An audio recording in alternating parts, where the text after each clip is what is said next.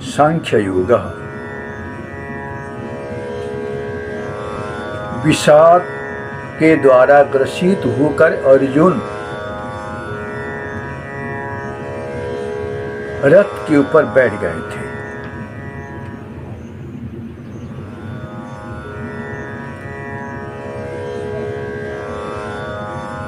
अर्जुन को शिव भगवान जी समझा रहे थे, हे अर्जुन, ये तुम जैसे वीर के द्वारा ये शोभनीय नहीं है। तुम उठो, लड़ाई के मैदान में लड़ाई करो। तुम जिसके लिए शोक कर रहे हो वो तो पहले से ही मेरे द्वारा मरे हुए हैं।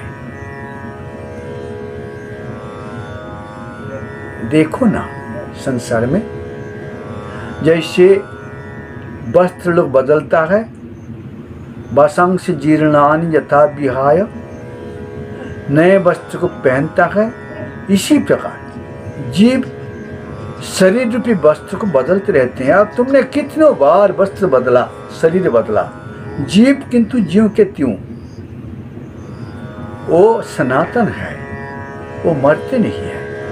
केवल वस्त्र बदल जैसे बार बार शरीर बदलते हैं और जीव अपने जीव भाव लेकर जब तक शिव भाव में वो नहीं आते हैं,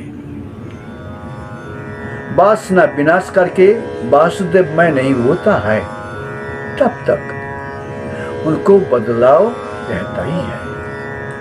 अर्जुन, तुम हे साधक, तुम साधना करो।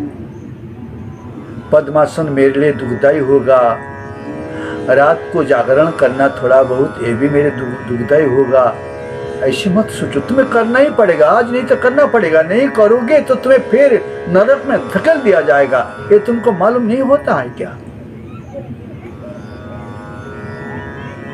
थोड़ा सा तो अपने ध्यान में लाया करो। तुमने इसी प्रकार जब अब उसी प्रकार बहुत बार मैं क्रिया नहीं कर पाऊंगा, मुझे से क्रिया नहीं हो पाएगा। इतनी गीता पढ़ना, इतनी संस्कृत भाषा को मैं कैसी पढ़ूं, नहीं हो पाएगा। मेरे पहले का जो आदत है, बहुत सारे आदत, बुरी आदत का लत तुमको लग गया है, उसको छोड़ना कैसे तुम छोड़ोगे? ये तुम्हें दुख हो रहा है, इनको छोड़ दूं? ये मेरे रिश्तेदार जैसे हैं, मामा, काका, गुरुदेव, जिनसे मैंने अस्त्र विद्या का शिक्षा किया, ये सारे वही तो पुराने आदत हैं, पहले पहले जन्म का आदत बना हुआ है। उस आदत से तुम लाचार हो। जैसे छोटे से बच्चा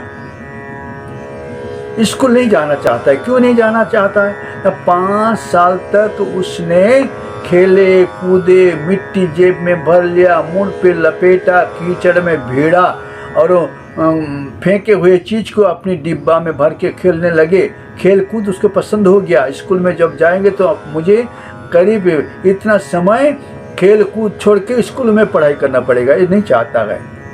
इसी प्रकार आपका मन भी जन्म जन्म तक वही विषय भोग में लगा है। पत्नी का संग, माता के संग, पुत्र का संग, परिवार के संग से वही रस का चस्का उसको लगा है।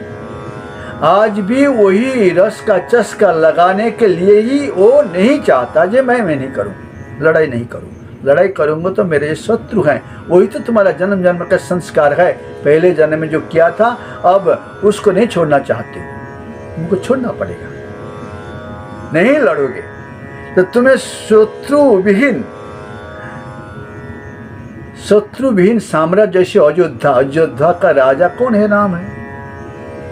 अकेला ही साम्राज्य राम का ही है। इसी प्रकार आप हस्तिनापुर का सिंहासन पाना चाहते हैं तो आपके पास शत्रु रहे तब हस्तिनापुर से दूर आएगा ना। आपको वनवास जाना पड़ा है ना, जहर पीना पड़ा है ना। इस प्रकार तरह तरह के आपत्ति तुमको सताया। अब शत्रु को तुम मार डालोगे तुम्हारे भीतर जो जन्म जन्म का संस्कार रूपी शत्रु तुमको साधना की मार्ग पर आने के लिए नहीं चाहता है, भटका देता है, बिगाड़ा देता है, तुम उठो, करो, करके तुम शत्रु विहीन साम्राज्य मतलब आत्मराज्य अधिकार करो, जिससे मन तुम श्री भगवान जी के चरणों में लगाना चाहते हो, मैं वही ब्रह्म स्वरूप हूँ, इस प्रकार स्थिति तुमको प्राप्त हो जाएगा। ऐसा ब्राह्मी स्थिति पार्थ नैनं प्राप्य विमुज्यति स्थित्या श्यामंत कालोपि ब्रह्म निर्वाण वृक्षति। वही ब्रह्म निर्वाण ब्रह्म ज्ञान हो जाना, ब्रह्मविद ब्रह्मैव भवति, प्राप्त होगा। इससे बढ़कर मानव जीवन के लिए क्या और अधिक प्राप्ति का योग है। जंग लब्धा चा परं लाभम मन्यते न अधिकं तथा, जिनको लाभ करने के बाद अधिक और मेरा कुछ अवशेष रहा ये तुम्हें पता नहीं होगा, मालूम नहीं होगा, दुख नहीं होगा। अर्जुन तुम वीर, तुमको लड़ाई करना पड़ेगा। तमोत्तिष्ठ जसो लवस्य जित्वा शत्रुन् भुङ्क्ष राज्यं समृद्धम। शत्रु विहीन समृद्ध राज्य को तुम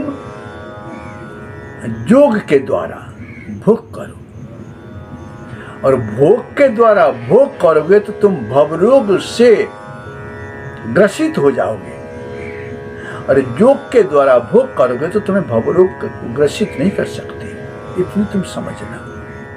हरिओम।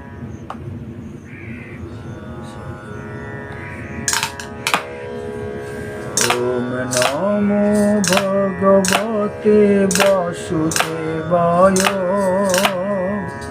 ओम नमो भगवते वासुदेवाय। ओम नमो भगवते वासुदेवाय। ओम नमो भगवते वासुदेवाय। ओम नमो भगवते वासुदेवाय। ओम नमो भगवते वासुदेवाय।